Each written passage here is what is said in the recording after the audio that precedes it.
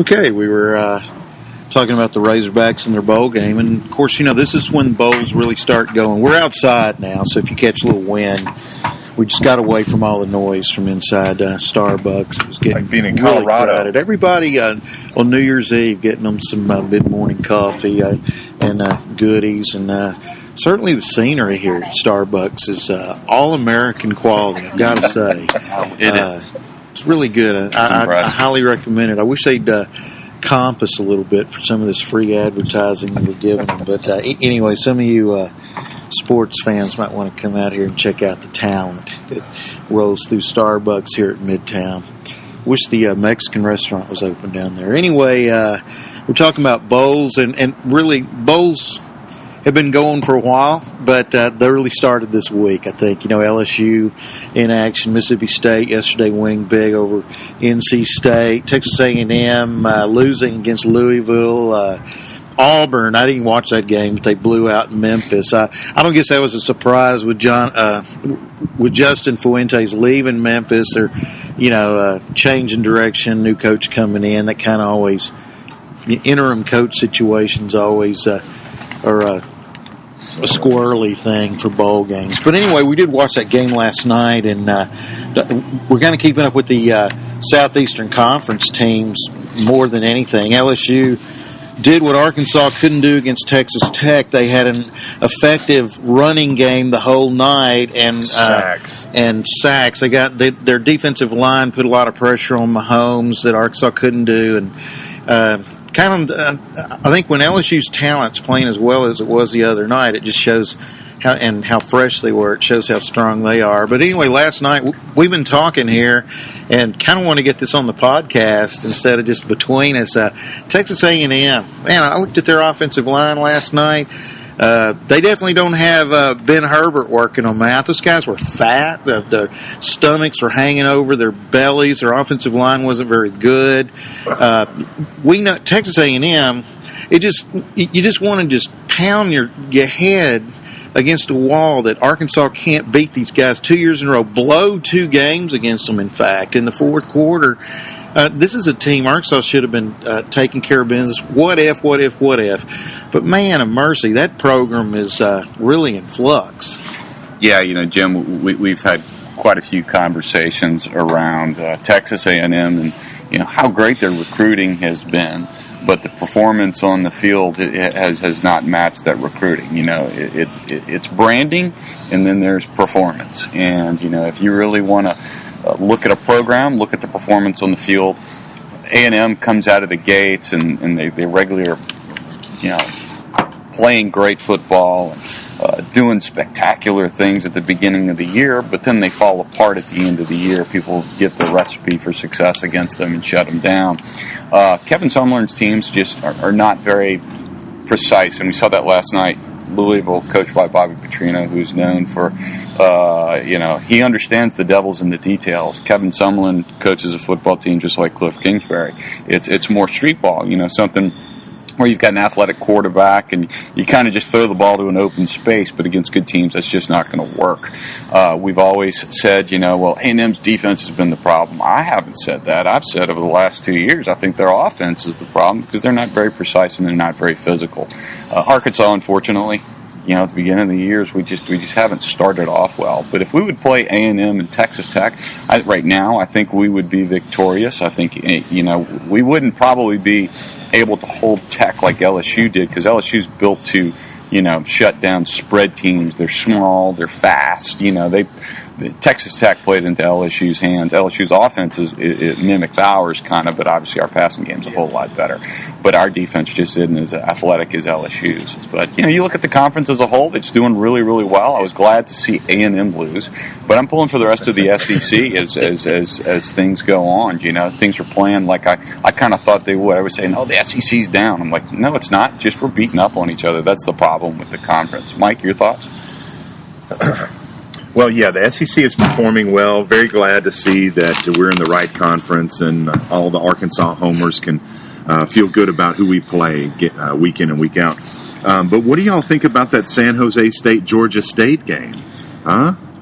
Exactly. So I'm just now starting to watch the bowl games. Every year I'm in a bowl pool that's been going on for a long time. There's a lot of people and that are involved. Sorry. Distractions. That's right. We've got a lot of recruiting here at the Starbucks with the talent available. But anyway, at Southeastern Conference, we're doing well. When you look at some of the trends, you're talking about the A&M game. I agree with Rick. They seem to have some lack of discipline, especially now. Makes you wonder, Rick, I think the phrase was said that they're quitting on Sumlin. So we'll see what happens with A&M. Couldn't happen to a better place. Arkansas, again, if you take our defensive front, I think we've made progress since we played Texas Tech. If you place them out there, I think we'd have a little better time of having gap sound rush lanes. We would have a little better success against them. So moving into Kansas State, Arkansas is going to do well. What do y'all think about the rest of the SEC games left? You've got Alabama, you've got Tennessee. Mississippi State performed well. LSU performed well. You've got Ole Miss ahead of us. Is that the case? They have Sugar Bowl. Yeah, the Sugar Bowl, and then you've got the crazy Georgia. Kim Deitchie stories going on. Yeah. I mean, those two brothers, and strange things at Ole Miss. And then you got a guy, 5-star offensive lineman out of Texas, who could go anywhere in the country. Probably could go West Coast, Southern Cal, Alabama, LSU, Ohio State, anywhere he wants to go. And the guy commits to Oxford and Ole Miss. I mean, come on, this is getting ridiculous. I mean, there was something ultra fishy about the Tunstall situation this year because all the Ole Miss people kept saying, it's one of those things where he got a car he wasn't supposed to have, and he has to be off the field for 4 weeks, and then it was 5 weeks. I think it ended up being almost like 7 weeks before he ever got out there. I mean, they probably don't want anybody snooping around there any more than they can help it. But here, Ole Miss is in the Sugar Bowl, so that's going to help their recruiting too. I don't know. I just don't buy that Hugh Freeze is Mr. Magical Recruiter. Takes the kids and their moms to church. I got a feeling the offertory plate's not getting past them or something. Yeah, I think the offertory plate is getting passed to some players, not necessarily anything else other than that. I think that's why they've done well in recruiting. But you look at Arkansas recruiting, and like we were talking about earlier, you look at the coach, you look at the quarterback, and you look at the lines. That's ultimately where you can be highly successful. We've talked about numerous times, well, why is Arkansas always playing LSU so well? And one of the reasons why Arkansas plays LSU so well and why we play Alabama poorly is due to the fact that LSU up front on the offensive line really doesn't produce like LSU fans think they produce. I don't think we played Alabama poorly the last 2 years. We haven't, because our line plays so much better. We're up front, we're not getting beat. Yeah. And granted, Alabama's defensive line was spectacular. Right, we're not beating them. Yeah. But when you look at how, hold on one second, my stats kind of went blank on me here. If you look at how Alabama has 14 guys over the last 10 years at offensive line and tight end that have been put into the pros. You look at Arkansas has 8 guys on the offensive line and at tight end they've been able to put into the NFL. LSU, and then this is including Lyle Collins, who didn't get drafted last year, but he was a first or second round pick. There's no doubt about that. So I include him. They only had 6 guys on the offensive line. Now they've put some guys in that have been spectacular, like Collins, like Trey Turner, who's an all-pro player for the Carolina Panthers this year. The guys they have put in, but as a group, they just haven't been able to produce. Arkansas under Bielema, he's bringing in these guys as a group. They dance well together. You look at Hunter Henry, Dan Skipper, Ragnow, Smothers, Tretola, Kirkland. That's 6 guys right there, and if you include Sprinkle, who's also a player, he's going to be able to. He's going to be in the pros too. That's 7 players right there that can play. So I really am impressed with the recruiting. Not in the rankings. Did we? The last time I was looking, we were 40th. Now we're 41st. With the beeping. What? Who lost a spot? Arkansas in the rivals rankings. We lost a spot in recruiting. We haven't gotten a commitment in forever. It seems. Well, we got the kid, the offensive lineman from a Mississippi Junior College that has no other SEC offer but Arkansas. I mean, the guy played 25 miles away from Ole Miss, and certainly Mississippi State knows about him too, and they didn't offer him. But convinced me recruiting's going better this year than I think it is.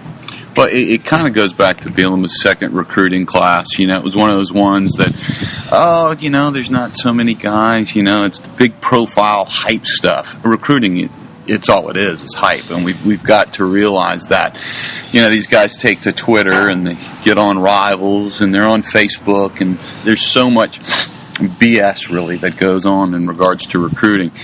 And if you've got a guy that's, built programs and won championships off of talent that is spotted through the coaching staff, you're gonna do well. And Bielema has proven already in his short time at Arkansas that he's got an eye for guys who can play at a higher level. He took a J.J. Watt, right? I mean, that's the best story we have in regards to Bielema's eye for talent.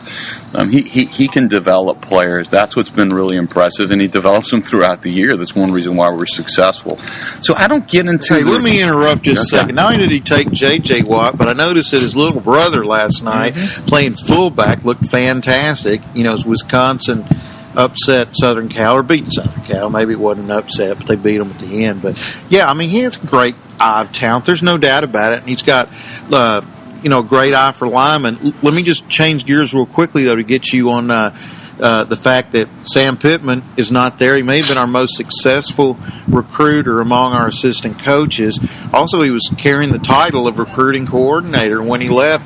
I don't want to be conspiracy theorist here, but our offensive line commitments this year there was one, and we'd also lost one to A&M of all people. Kellen Deesh or whatever, Deesh out of Texas, so he can go down there and have a fat gut hanging over his belt. But talk about Pittman being gone, these other guys having to pick up the slack and get these last 6 or 7 spots filled with SEC quality players so that Arkansas can continue to make the move up from 5-3 and contend with Alabama. Yeah, I think losing Pittman is a big deal from a recruiting perspective. But, from the perspective of also looking at Bielema and his history before Sam Pittman was ever associated with Brett Bielema. Brett Bielema put a lot of guys in the NFL at Wisconsin, and he and Pittman, weren't partnered together until they got to Arkansas. So, and from what I understand and reading some of Trey Biddy's pieces on Rivals, Biddy said that Bielema is as good of a recruiter or even better probably than Sam Pittman. Yeah. And so that's a big deal when your coach is your great recruiter. Les Miles is that way. Yeah. I mean, your head coach has to close it. Your head coach has to close the deal. That was what Frank Broyles' big deal was. I mean, he could have assistants, set the table, but your head coach had to really be the guy that closed the deal. And Hatfield was able to do that as well. Mm-hmm. Yeah, speaking of Hatfield, that's the reason that I came from Louisiana to Arkansas, that and the fact that it actually cools off up here. Yeah. Speaking of, you're talking about Pittman leaving and having an impact on our current recruiting. We only have 2 offensive line commits. Georgia has 1. So I'm not sure it's creating a short-term advantage. And again, Bielema is the man. He's the one that's going to be the closer. So currently, if you look at the rankings, and I love the rankings because it's measurable and it's sexy and it's in your face. We don't look good. Matter of fact, when I first checked this morning on Rivals top team rankings, we were 40th, and we've dropped to 41st somehow just while we're sitting here. So I wouldn't put all of my faith in the rankings. We've talked about it all season. Bielema develops players. He can take the 3-star like a Trey Flowers and develop him into a first or top 5 round draft pick. So recruiting, we're going to be fine. Yeah, I mean, toss in a couple of 4-star running backs if they do choose Arkansas, and then throw in maybe a 4-star receiver or cornerback or whoever that Arkansas pulls in near the end, and suddenly you go from 41st back to 21st, and kind of where Arkansas usually ends up at when they have a decent year. Yeah, we're 10th out of 14 when it comes to the SEC rankings, so that's about where we've been for the last few years. If we bump that up a few spots, how does that make a difference for us winning games? I'm not sure it does. Yeah. So when you look at who Arkansas has commitments from, or you look at the top 10 recruits in Arkansas, which is a small batch, and honestly, it's a weaker batch than we've seen. This may be the smallest. That's right. Hold. Just a second. Keep talking. I'm sorry. Yeah, it's a small batch of in-state recruits. We have commitments from the players that we feel can play at Arkansas and we can develop. So feel good about our in-state recruiting. When you look at our commitments outside of the state, I think we're represented fairly well with Louisiana, Texas, and Florida. So we're still in the backyards of the states that we need to be in. We still have very good reputation, especially with guys like Michael Smith, who's in Louisiana and having a very good impact there. So I think we're set. Yeah, and Arkansas still has 16 commitments left, or 16 commitments, and they got several spots left. They may sign 24. Some spots are still out there. So I don't worry about those rankings necessarily now. And I don't know until Arkansas starts ranking in the top 10. They've never ranked there. It's no big deal, I guess, as far as where they finish. Ole Miss always seems to be up there, but Arkansas has been handling their, been able to beat Ole Miss, been able to beat LSU, been able to go 5-3 this year in the SEC. So, and then make a bowl game. And again, just to wrap up this podcast, boy, it is getting windy and cold out here. But just to wrap this up, I mean, the Ole Miss has been making a big deal about, if Arkansas doesn't convert a 4th and 25, they're playing in they wouldn't have been in the playoffs. They wouldn't. I mean, they would have been in the SEC championship game and probably might have beaten Florida the second time around, but they still would have been in the Sugar Bowl again, I guess. But what ifs? I mean, gosh, I look at this Arkansas season and I hate to do it because. But it's a what if year, probably more of a what if year than any. I mean, you can look at the what ifs at Toledo, and I don't know, Texas Tech handled us that night. I mean, Texas Tech was 11 points better that night. We were losing to Texas Tech. Yeah, but at the time we played them, we were. How much of Pittman? I happen to know Pittman was looking, even in the summer, probably to move and did. He's a professional. I'm sure he gave everything he could. And I'm not going to say, but there was something different about the offensive line early, and there was a different mix between he and Enos early in the year, and they got it together. But then the what ifs at A&M. That's the biggest. The what if field goal block against Mississippi State. So you're looking at a possibility here of 10-2 instead of 7-5, and playing in the Citrus Bowl instead of playing here in Memphis in this kind of weather in 2 days where it's going to be chilly. But I don't know. Should we just forget the what ifs? We are what we are. Yep. Yeah, we are what we are. Jim, you sound like LSU an LSU fan? An LSU fan saying, we lost our fullback and our tight end, we sound like Ole Miss fans, 4th and 25. I mean, you just can't say what if. The game is the game and the way it's played between the white lines, and it's up to your coach to get your guys prepared. And Bill, at the beginning of the year, has not properly prepared this team. I think that's probably one of the biggest issues that we've had at the beginning of the year, and I'm critical of that. But at the same token, he's really got us on the right path to be successful. I'm excited about our future. I trust him in regards to hiring coaches, and I trust him in regards to our recruiting. And we're going to beat Kansas State by more than what the spread is. What's your final score pick? I'm taking 35 to probably 35-14. Golly, that's what I was going to say. Yeah, I'm good too. I think Bielema is Bielema. He'll always be surrounded by talented coaches, and he'll always develop players. He'll always get recruits that matter to our program, and we'll always be in the spots where we need to be, the different states, Louisiana, Texas, Florida, and, of course, maintaining our commitments from the state of Arkansas. So when it comes to this game, we're sound. We should win by double digits. I'm thinking the same thing. I'm thinking, let's say we're a little rusty on offense. I'm going to go 32-17. And I'm already on record at the Hog Zone picking 31-13 Razorbacks to win this. I think they'll bring their A game, like you've said. I think Bielema will have them ready. Guys, this has been a fun season. We may have another podcast. We never know. We just kind of... We should do a recruiting podcast. We probably should have a recruiting podcast, Rick, and we probably will do that. We may find a different place than Starbucks, but even though the talent rolling through here has been pretty good, the trucks rolling through here outside have been a little distracting, but it's been a fun year. Just to wrap it up, thank you guys for doing this. If you folks who listen have any suggestions other than do a better job of recording, Jim, because I've already heard that one and I understand.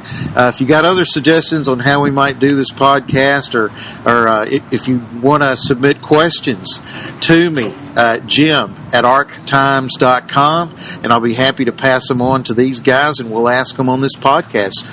We'll have one in January as we talk about recruiting and probably talk a little bit of wrapping up the Liberty Bowl and what bodes for the Razorbacks next year, who might be going pro. We probably would know more about that in the coming week. So anyway, thank you all for listening. This is the Arkyana podcast. Go Hogs. Can Go we have Hogs. a 1, 2, 3? Woo pig suey. See you, everybody. I gotta use the restroom.